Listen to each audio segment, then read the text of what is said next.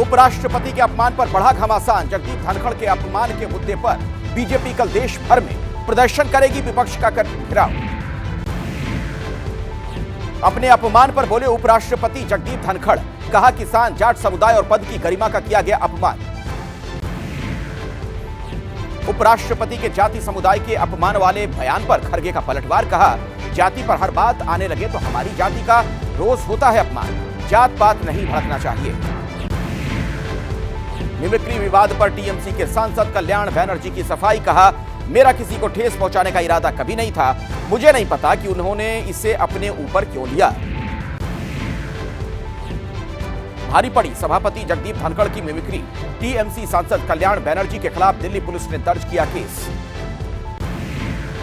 संसद के बाहर जगदीप धनखड़ की मिमिक्री का मुद्दा गरमाया, प्रधानमंत्री मोदी ने की धनखड़ से फोन पर बात, मजाक उड़ाना दुर्भाग्यपूर्ण, मुझे भी सहना पड़ा है अपमान।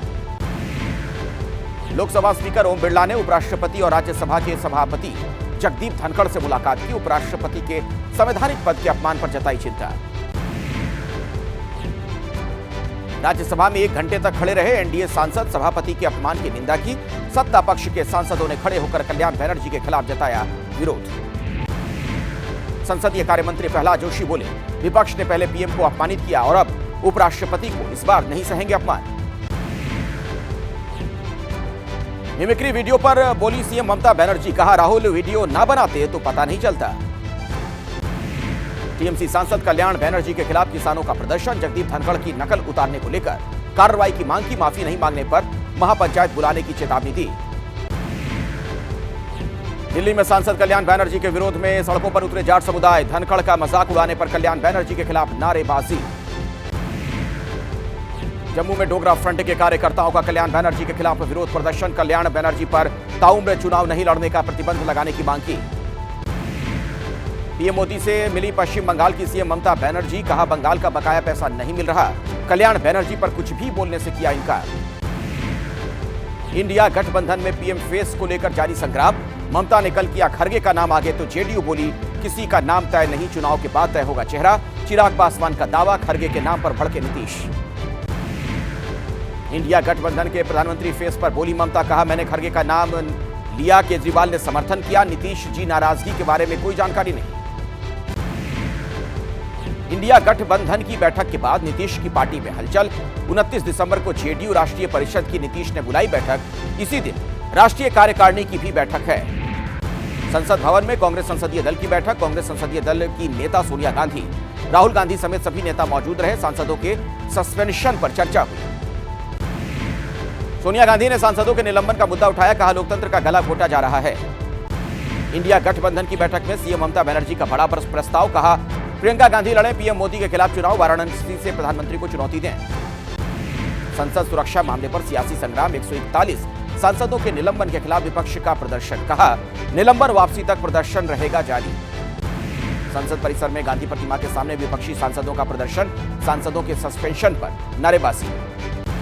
खड़गे ने सांसदों के निलंबन को गलत बताया, कहा हमारा धरना प्रदर्शन जारी रहेगा, पीएम मोदी का रवैया तानाशाही।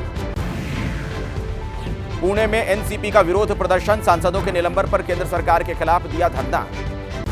कल ईडी के सामने पेश नहीं होंगे केजरीवाल, विपश्यना के लिए पंजाब में सीएम अरविंद केजरीवाल, विपश्यना में सीएम केजरीवाल का 10 दिन का प्रोग्राम। पंजाब में गठबंधन के लिए तैयार नहीं है आप, दिल्ली में गठबंधन को लेकर चर्चा संभव, सूत्रों के हवाले से खबर। इंडिया गठबंधन की बैठक के बीच कांग्रेस विधायक प्रगट सिंह का बयान, कहा जो पंजाब के हालात हैं उसके हिसाब से पंजाब में आम आदमी पार्टी के साथ नहीं हो सकता गठबंधन। यूपी सरकार के मंत्री लक्ष्मी नारायण चौधरी ने इंडिया गठबंधन के नेताओं को बताया फ्यूज ट्रांसफार्मर, कहा 50 फ्यूज ट्रांसफार्मर भी एक 0 वाट का बल्ब नहीं जला सकते। योगी सरकार में कैबिनेट मंत्री संजय निषाद ने इंडिया अलायंस को बताया यूपीए का कब्रिस्तान, पीडीए को लेकर अखिलेश पर भी बोला हमला।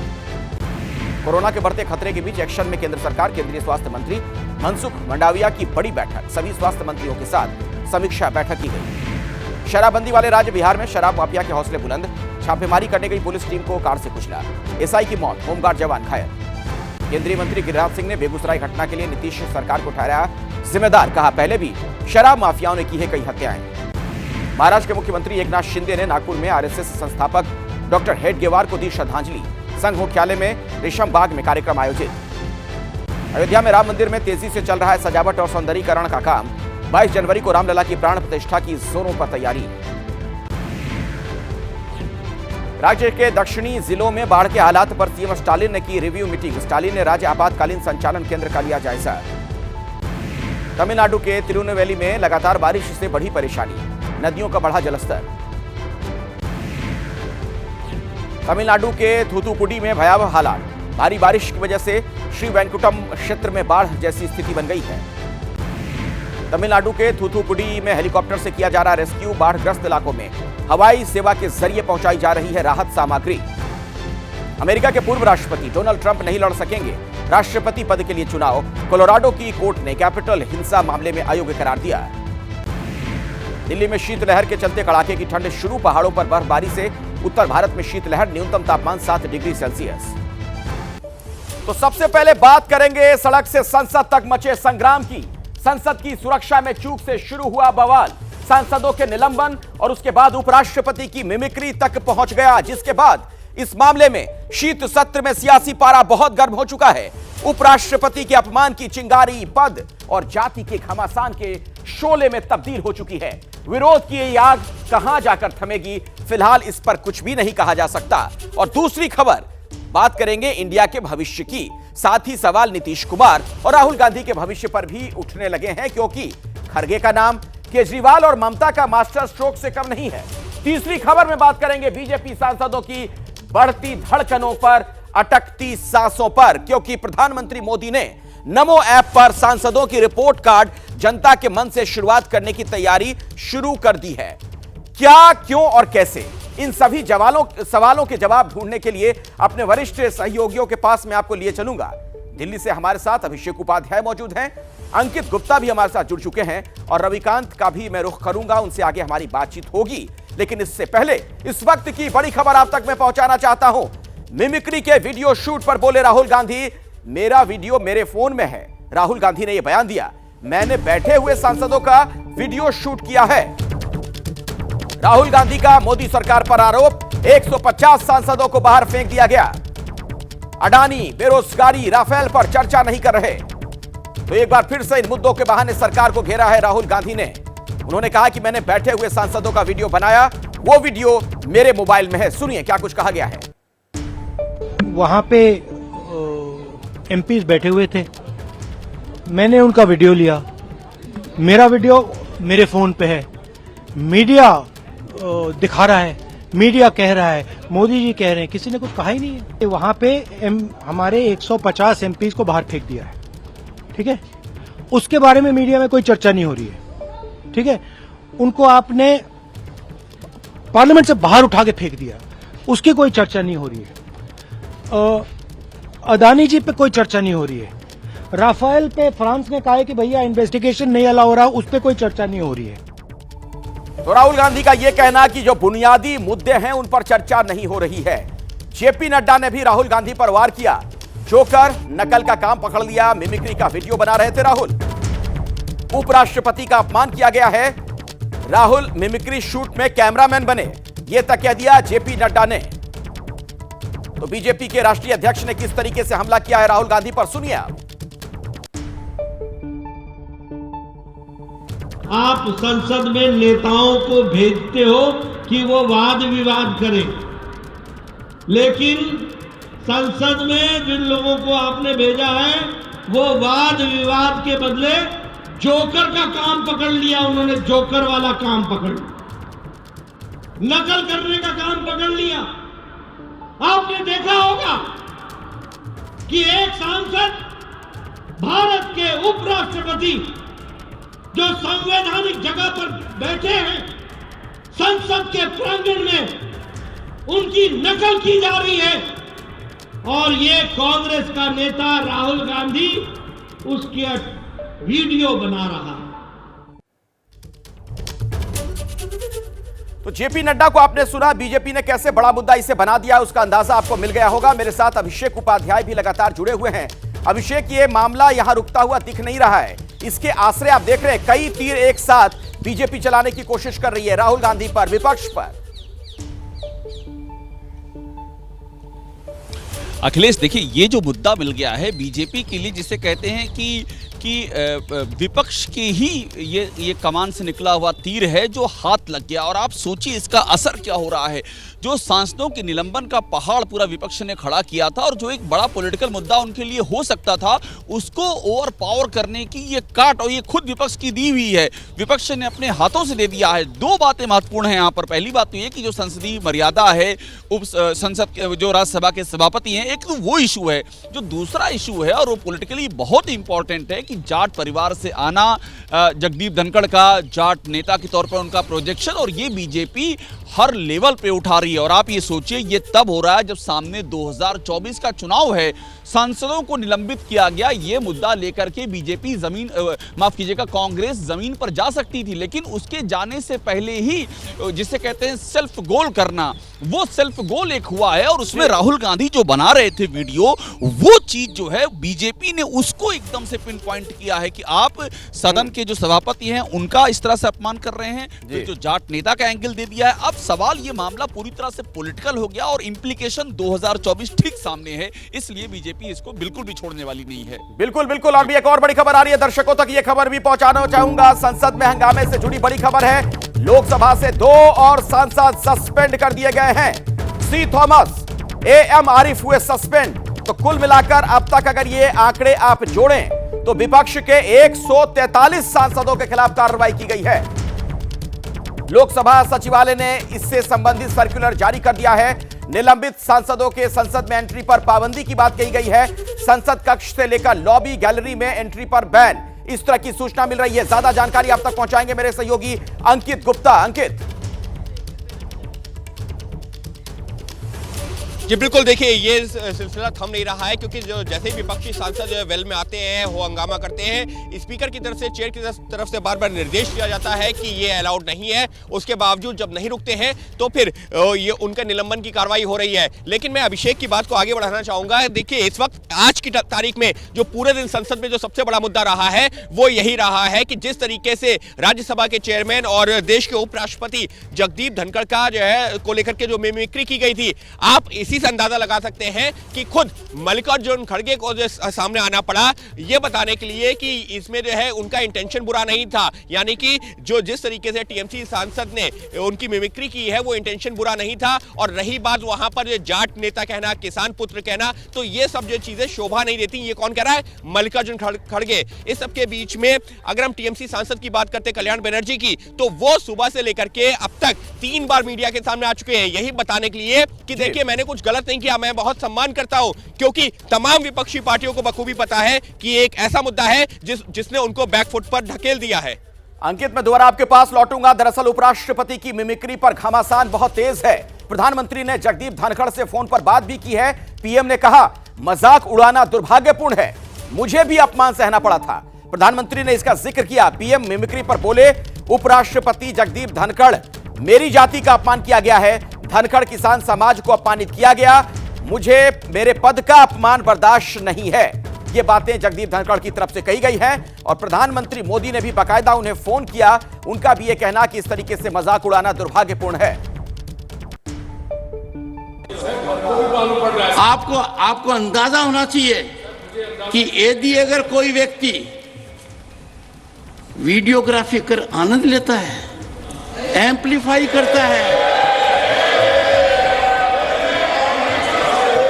ये संस्कार है क्या अपने? नहीं, ये संस्कार है क्या? यहां तक इस तरह आ गया क्या? सर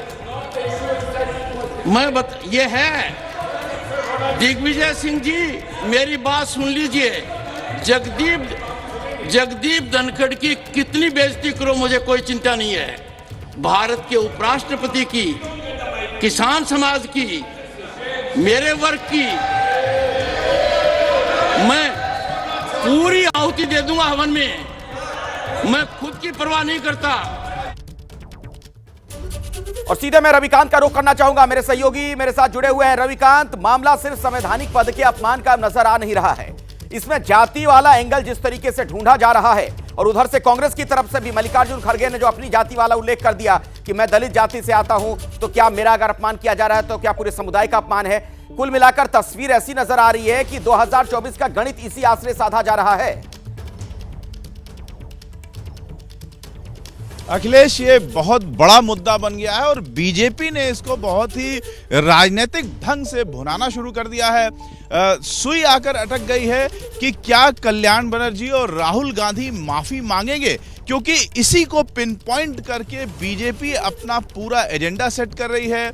किसान मोर्चा के जो संयोजक हैं बीजेपी के राजकुमार चाहर, उन्होंने बताया कि कल से प्रदर्शन शुरू होगा। कल पूरे देश में बीजेपी किसान मोर्चा के लोग राहुल गांधी का पुतला दहन करेंगे और ये मांग करेंगे कि राहुल गांधी सदन में माफी मांगे और लिखित माफी मांगे और मिल करके माफी मांगे। जो राज्यसभा के सभापति धनखड़ हैं उनसे जाकर के माफी मांगे और अगर जगदीप धनखड़ ने उनको माफ कर दिया, उसके बाद जो जाट समाज है, किसान समाज है, वो ये तय करेगा कि राहुल गांधी को वो माफ करता है कि नहीं करता है। यानी रविकांत, बीच में आपको रोक रहा हूं, एक बड़ी खबर आ गई है। उपराष्ट्रपति की मिमिक्री वाला जो मामला है वो तूल पकड़ता दिख रहा है।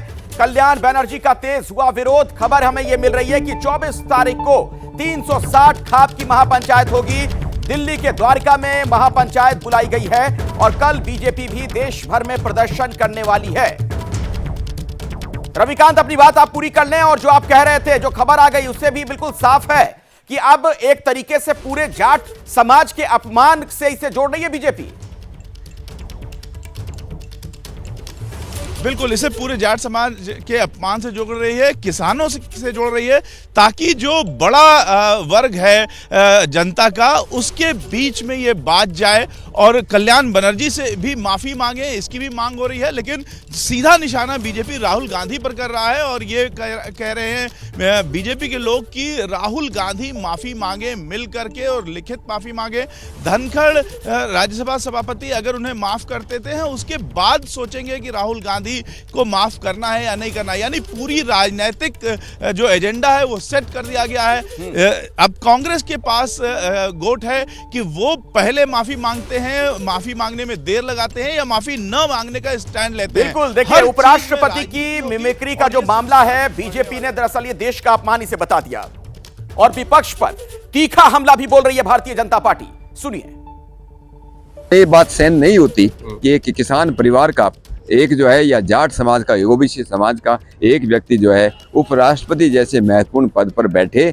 और भाई बुरा लगा, हमारे बड़ों के साथ ऐसा व्यवहार करोगे तो हम तो बर्दाश्त करने के नहीं, जवाब इसका बढ़िया दिया जाएगा। ये न केवल उपराष्ट्रपति जी का अपमान किया है, बल्कि एक बड़े समुदाय का अपमान किया। ये संविधान का भी अपमान है।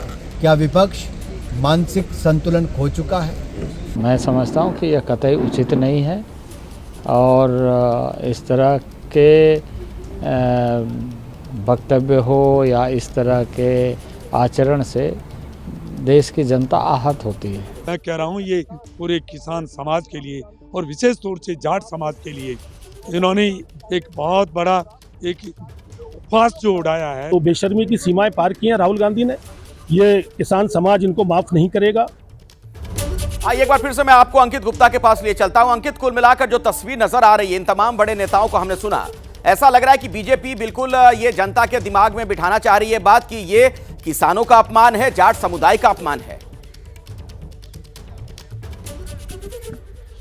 बिल्कुल अखिलेश, और इसी वजह से समझा जा सकता है कि देखिए, आपसे कुछ देर पहले बीजेपी की महिला सांसदों ने यहां पर प्रदर्शन किया है संसद भवन परिसर में गांधी प्रतिमा के सामने।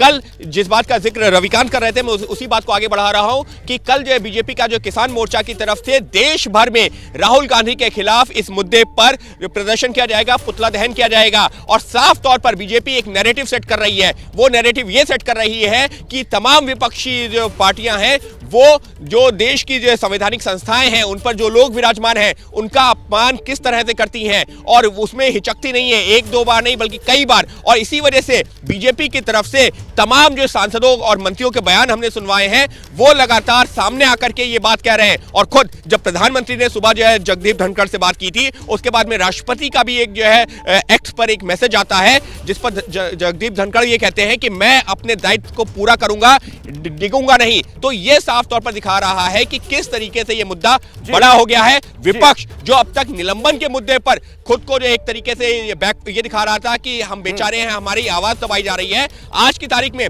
वो सफाई देता नहीं थक रहा है कि तो हमारा यहाँ से सवाल ये खड़ा होता है, अभिषेक मैं आपके पास आना चाहूंगा, आपका आकलन क्या कहता है? विपक्ष का ये दाव उल्टा पड़ सकता है, ये नाटकीयता, ये मिक्री वगैरह, क्योंकि टाइमिंग का बड़ा महत्व होता है राजनीति में। आने वाले दिनों में लोकसभा चुनाव है। देखिए, एक तो नुकसान हो गया ना अखिलेश, इतना बड़ा आपके पास मुद्दा था, इतिहास में पहली बार इतनी बड़ी संख्या में सांसदों का निलंबन हुआ है।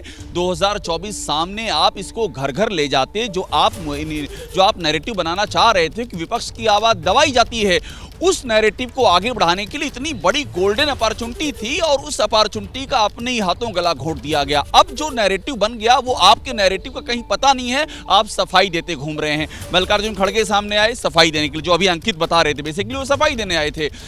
ये जो टीएमसी के सांसद हैं वो खुद सफाई दे रहे हैं, तमाम विपक्ष सफाई दे रहा है, जेडीयू के नेता कह रहे हैं ये गलत है, ऐसा नहीं करना चाहिए था। तो अब आप सफाई दे रहे हैं, अब आप उस जो रायता फैल गया उसको समेटने की कोशिश कर रहे हैं। आपका एजेंडा तो डिरेल हो गया, जो आप कर सकते थे वो गया। और जो ये जाट नेता वाला एंगल है, ये अखिलेश, ये बहुत ही ज्यादा पॉलिटिकली सेंसिटिव एंगल है। और ये पश्चिमी यूपी समेत तमाम उन राज्यों में जहां पर जाट बहुत संख्या में है, वहां आपको ये पिन करने जा रहा है। ऐसे में अभिषेक, एक बड़ा सवाल ये खड़ा होता है कि एक बहुत ही गंभीर मुद्दे को जिस तरीके से विपक्ष के कुछ लोगों ने सतही बना दिया, हास्यास्पद बना दिया, नाटकीयता दिखाकर अभिनय करके, क्या अपने ही पैर पर कुल्हाड़ी मारने का काम किया है इस वक्त विपक्ष ने?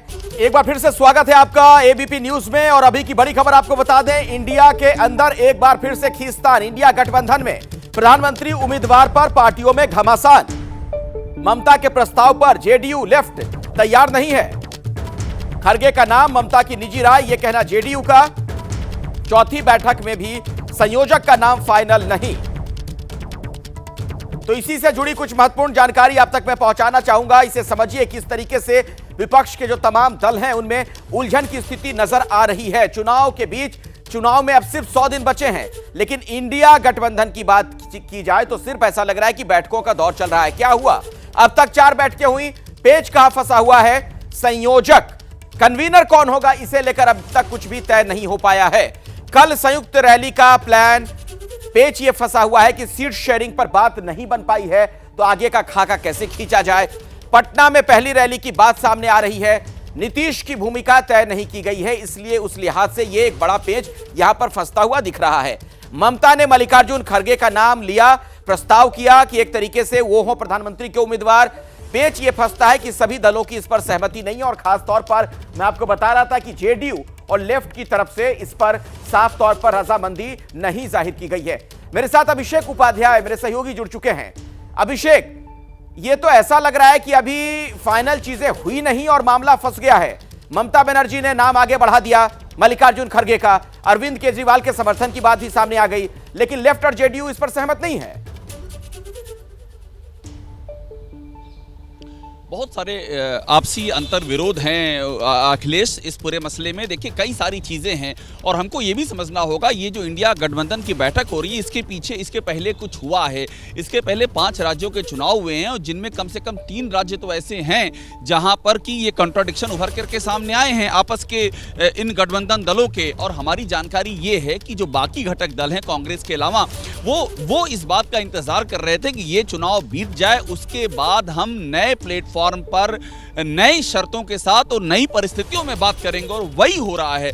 अब जो बात हो रही है, आप ये समझिए, ये 5 राज्यों के चुनाव बीते हैं, इसके पहले की सिचुएशन अब नहीं रह गई, अब सिचुएशन बदल गई है। अब ये जो रीजनल ताकतें हैं, ये डोमिनेंट होकर के सामने आ रही हैं और ये चाहती हैं कि ये तय करेंगी कि इसका एजेंडा क्या होगा।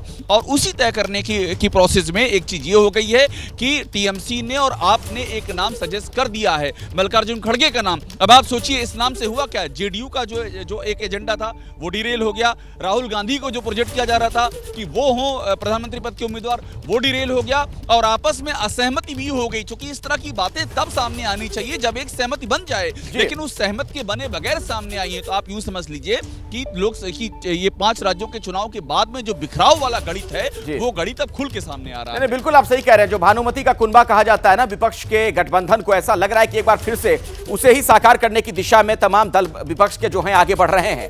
चेहरों की मंशा पर पानी, क्या होगी कहानी, समझिए जरा इसे। संयोजक नहीं तो क्या नीतीश कुमार होंगे, ये बड़ा सवाल। सहयोगी मानेंगे प्रधानमंत्री उम्मीदवार मल्लिकार्जुन खड़गे को, यह भी बहुत बड़ा सवाल है। अगर टीएमसी की तरफ से हां कह भी दिया जाता है तो पीएम दावेदारी नहीं तो क्या, यानी राहुल गांधी का क्या होगा अगर उनकी दावेदारी नहीं है पीएम के लिए? तो ममता बनर्जी चेहरा बनी तो लेफ्ट को क्या यह मंजूर होगा? आपको पता है किस तरीके से उनका 36 का आंकड़ा है लेफ्ट के साथ। अरविंद केजरीवाल दिल्ली पंजाब में कांग्रेस से कैसे मिलेंगे, क्या सीटें देंगे वहां पर? अखिलेश यादव यूपी में कांग्रेस से कंप्रोमाइज करेंगे क्या? कांग्रेस के साथ क्या वो समझौता करेंगे? वो भी तब जबकि मध्य प्रदेश में जो कुछ हुआ आपने देखा किस तरीके से तल्ख बयान दिए गए थे। ममता बनर्जी खड़गे बने पीएम उम्मीदवार, ये बात कह दी गई ममता बनर्जी की तरफ से, लेकिन इस पर एक मत नहीं है गठबंधन जो दल हैं उनके लोग।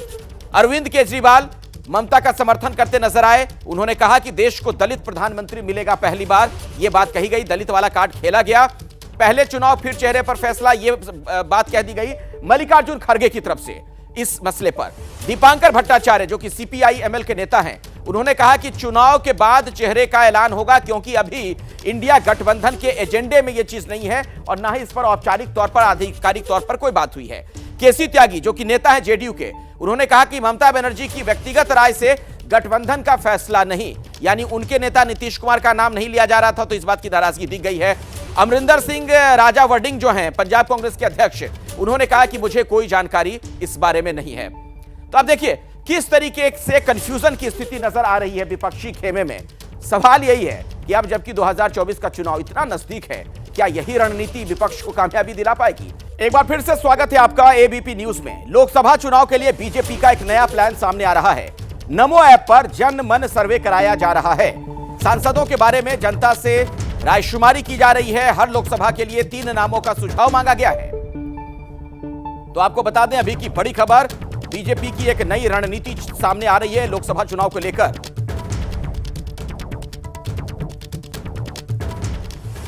तो जिस तरीके से यह सर्वे किया जा रहा है, जानकारियां जुटाई जाएंगी, जाहिर तौर पर जिनके बारे में जानकारी जुटाई जाएगी वो परेशान तो होंगे ही। समझिए जरा इसे आप, क्या बीजेपी सांसदों की ऐसे में क्या सांसें अटक गई हैं, उनके बारे में तमाम जानकारियां जुटाई जाएंगी। सीधे जनता से राय मांगी गई है। जनता के फीडबैक पर मोदी को भरोसा, सीधे जनता से बातचीत की जाएगी, उनकी राय ली जाएगी। उस रायशुमारी के आधार पर आगे फैसला हो सकता है। नमो ऐप का इसके लिए इस्तेमाल किया जाएगा। मेरे साथ अभिषेक उपाध्याय मेरे सहयोगी लगातार जुड़े हुए हैं। अभिषेक, बिल्कुल एक नई तरह की स्ट्रेटजी इस बार बीजेपी की नजर आ रही है कि सर्वे करके शायद आगे फैसला किया जाए किसे टिकट दें ना दें। ये स्ट्रेटजी जो है अखिलेश साल 2018 से बीजेपी इसको एक्सरसाइज कर रही है। 2018 में जो हार हुई थी, आपको याद होगा, जो 3 प्रमुख राज्य थे एमपी, छत्तीसगढ़, राजस्थान, उस हार के बाद इस ऐप पर जो सर्वे हो रहे हैं उनको तूल देने की प्रक्रिया शुरू की गई थी। उस साल 2019 का जो चुनाव हुआ था उसमें जो टिकट काटे गए थे, हमारे पास जानकारी उसमें एक महत्वपूर्ण भूमिका थी। और अब जो होने जा रहा है, हमारी पास जानकारी ये है कि बड़ी बात ये भी है कि 3 जो है वो भी मांगे गए हैं कि आप बताइए कि आपके यहाँ के 3 संभावित चेहरे कौन हो सकते हैं।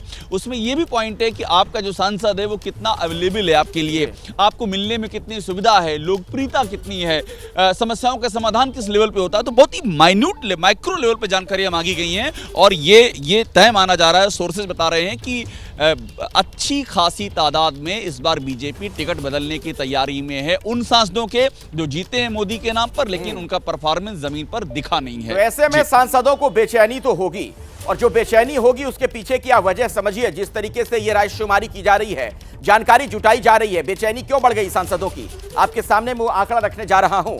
3 राज्यों में बीजेपी ने नए चेहरे को मुख्यमंत्री बनाया, यानी इसका मतलब साफ तौर पर नए चेहरों को बीजेपी तवज्जो देती हुई नजर आ रही है और इस वजह से भी पुराने दिग्गज घबरा सकते हैं। सर्वे के आधार पर ही राज्यों में विधायकों को चुना गया।